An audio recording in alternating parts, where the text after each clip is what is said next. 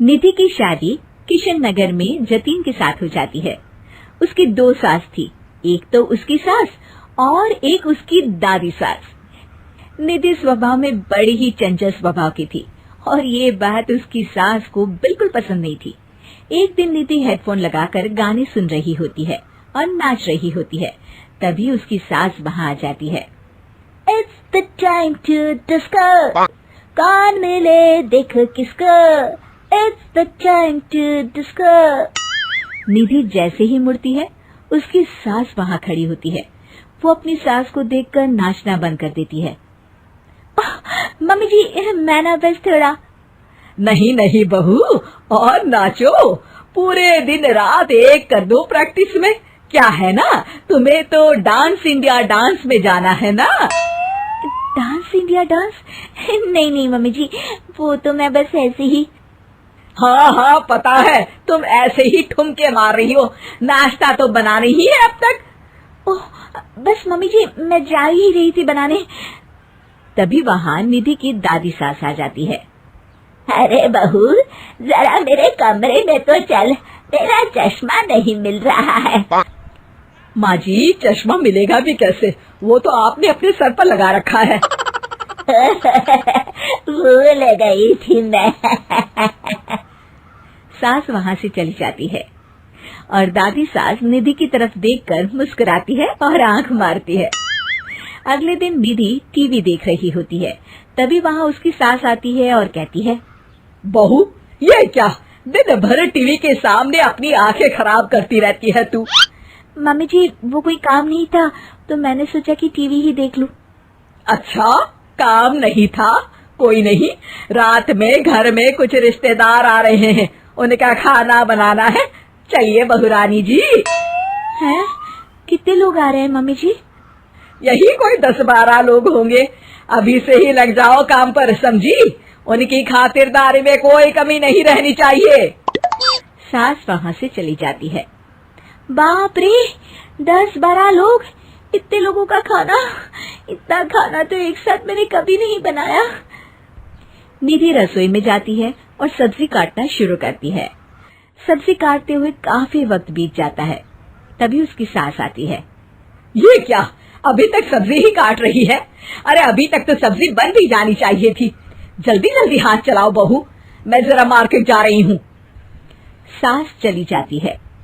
इतना सारा काम है और खुद अकेले ही करना पड़ रहा है मुझे। निधि सब्जी काटने के बाद आटा गूंदना शुरू करती है तो देखती है कि आटा खत्म हो गया है। आटे के पैकेट ऊपर वाले स्लैब में रखे हैं। ओफो, एक काम और बढ़ गया। निधि आटा निकालने के लिए स्टूल पर चढ़ती है और पैकेट उतारने लगती है। तभी उसका बैलेंस बिगड़ता है और सारा आटा उसके ऊपर गिरता है। हे भगवान, मर गई रे, ये तो सारा आटा ही गिर गया। अब क्या करूं? आज तो सासू माँ से बहुत डांट पड़ेगी। तभी उसकी दादी सास को रोने की आवाज आती है और वो रसोई की तरफ आ जाती है। देखती है कि निधि आटे में लथपथ जमीन पर बैठी है और पूरा आटा रसोई में बिखरा हुआ है।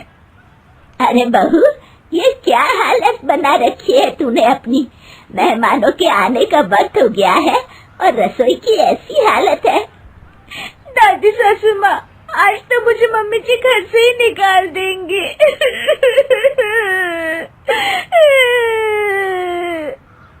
ओफो, रोना बंद भी करो और जल्दी से सफाई शुरू करो। चलो, खाना मैं बना देती हूँ। निधि सफाई में लग जाती है और दादी सास झटपट सारा खाना बना देती है। रात में सारे मेहमान खाने पर बैठते हैं।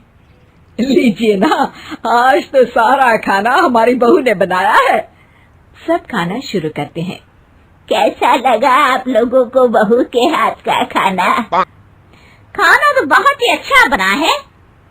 हाँ हाँ, और ये पालक पनीर तो बहुत ही अच्छा है।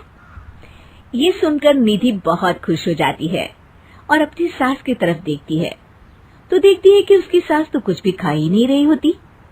अरे मम्मी जी, आप लीजिए ना, मैं परोसती हूँ आपको। ये लीजिए पालक पनीर और ये लीजिए रोटी। सास जैसे ही खाने का निवाला खाती है तो अपनी बहू की तरफ देखती है कैसा बना है खाना मम्मी जी? सास दादी सास की तरफ देखती है। अब बहुत अच्छा खाना बना है।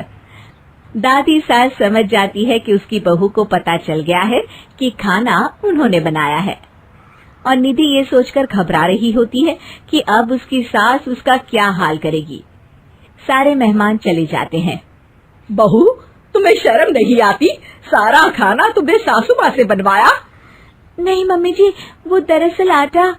तभी दादी सास वहाँ आ जाती है और निधि की बात काटते हुए कहती है, अरे बहू, मेरी थोड़ी सी तबीयत ठीक नहीं लग रही, तू जरा डॉक्टर को तो बुला दे।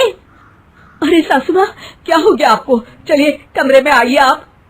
सास निधि की दादी सास को अंदर लेकर जाती है और दादी सास एक बार फिर से निधि की तरफ देखकर मुस्कुराती है।